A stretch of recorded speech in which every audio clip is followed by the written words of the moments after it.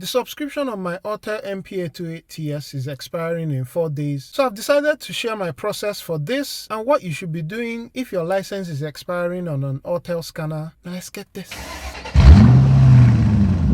If you don't plan to renew your subscription, this video is exactly for you. If I go into updates, you can see here that I'm told that my subscription will expire in 4 days and the cost of renewing a license is approximately $600. You would agree with me that for a sub $1,000 tool, $600 is definitely pushing it in terms of a subscription. However, if you do plan to renew your subscription, I've made a previous video on how you can get close to 50% off this renewal cost, and I'll leave a link to that video on the screen.